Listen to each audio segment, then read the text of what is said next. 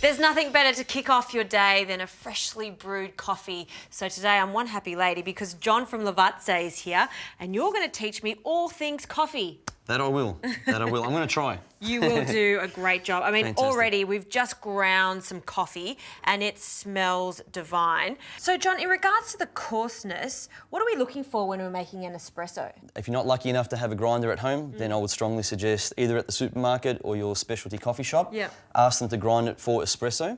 Espresso grind is generally somewhere in the middle. If it's really fine, it's normally your Greek or Turkish coffee. So really rich, thick, very thick, intense It's flavour. super strong and very, very fine. You can make roads out of that stuff. It's so thick. Then on the other side, you can get it really coarse, which is perfect. The hipsters love it. You can use it for cold drip, V60s, Chemex, siphons, all those kind of things. All right, well, let's make an espresso. I'm getting a party. Excellent. Let's do it. So firstly, to get a good espresso at home, you need to start with a clean machine. Needs to be said because it will affect the quality of your brew. It's all about taste. Everything comes back to taste. So with a clean machine, you start off, take out your group handle and purge. Clean that out. Yep, and a little wipe out so it's hot and dry. Okay. We need to come over to our machine, dose. See, this is where I go wrong at home. I sometimes overfill it and think that that's a good thing. And then when I start to tamper it, I squish it in there really tight. Is that quite wrong to do that? Look, it's a common thing. Many of us at home have done that at some point for sure. Yeah. But what I would encourage is once you load up your coffee grind in this, give it a little hit so it collapses all the coffee and it declumps. Then you would shave out the excess. So just brush it off like that, like just you brush did. it back off straight into your doser. From this point here, hold it with one hand, tamper over the top. I would suggest just gently at first. I'm like, Just gently at first so you have it nice and flat. Then pistol grip where the ears are, and then grip that, bit of pressure and quarter turn to keep it nice and flat. You twist it. Yes, you do, just to polish the top of it. There you so it's go. nice and clean. 15 to 20 kilos is normally a good pressure to aim Great for. indication. So from this point, we need to carefully put it into our machine and be ready to hit the button straight away. What happens if you don't press it straight away?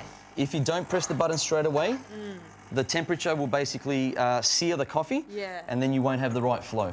And coffee oxidizes when it sees the air, touches the air, so you do want to be quick. So tampering it and getting it brewed straight away is key.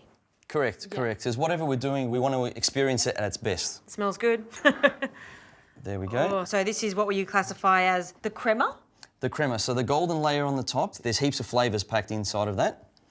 So you'll notice there's a beautiful aroma. It's unbelievable. Unreal. It's nutty, it's caramelly. When you get a sign when you don't have the crema, it means that you haven't done those steps correctly. Okay, right? I'm glad you asked that actually, because now you've struck a nerve with me. Get ready for this.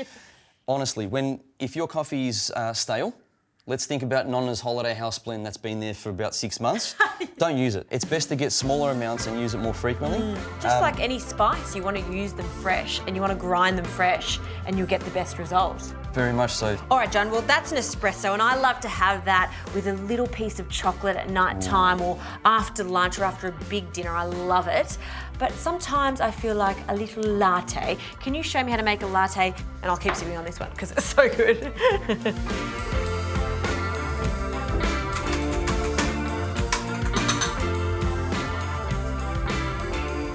When you're at home, I'd suggest that you do cold milk. It just means that you've got more time to complete your texturing. Now remember, Maybe I did you should want to give have a this go a at go, that? yeah. Good idea. Since I'm So an from expert there, now. So there we go. Just gently at first. Gently at first. So get your elbow up nice and high. So as you put pressure down, you want to turn only with your wrist. Fantastic. And then lift up, and voila. haha. Okay, from this point, we just want to brush off those little bits on the edges there so we keep a nice clean machine. Okay. Let's lock it in. And now this is a slightly larger cup, so we're going to do a double shot. So even if it's got 2 spouts, you can still do 1 shot if you choose to. Yeah, so if you like your coffee weak, perhaps only catch 1 espresso shot. Because normally if it's a double spouted group handle, it'll have a deeper basket. So everything's double. Right. So John, how did I go? Did I tamper that correctly? We've got nice crema. What I love about that is that the crema is nice and rich and it looks quite generous. Yes. Fantastic. Okay, Good now for job. the milk. Okay, before you actually texture, let's make sure we purge all the extra water out of here. There we go, let off a bit of steam. Now I've got 3 basic steps that I like to go by, and that is slurp, swirl, and then count your seconds when you feel that it's hot. Right. Sounds easy enough?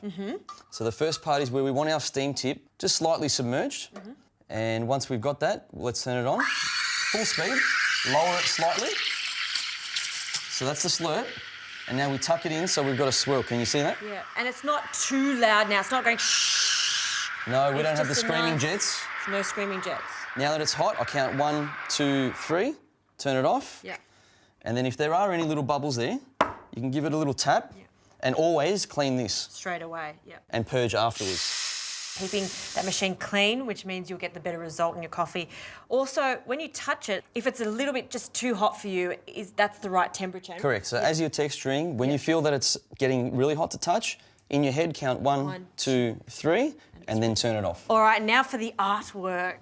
This is where let's I try also this. struggle. So ideally, we want to roll our milk around a little bit like this, Okay. so it thickens up a little bit like a nice carbonara sauce. And this is a nice, beautiful, tight bubbles. They're not everywhere. Of course. You know what it reminds me of? Meringue. There we go. Hey, that's a good one. I'm going to steal that. So the first thing is to try to protect the crema. So hit the centre of the crema and a few little swirls like this. Then you lower the jug, the crema comes out. And then Gorgeous. Have a look at that. It's a love heart. There So we go. romantic. very, very nice. Well, I'm gonna have a taste of this. Well, that's a good coffee. John, I've learned so much just from that little class on how to grind coffee, how to tamper the coffee, how to brew the coffee, how to make perfect textured milk. I'm now officially an expert. So You are ready to start your own cafe. Don't give up. but also everyone at home will now become a better barista. You know what? Their list is endless on how many dishes you can serve a gorgeous coffee with. Let me think about what I can cook next. Thanks, John. Thank you so much.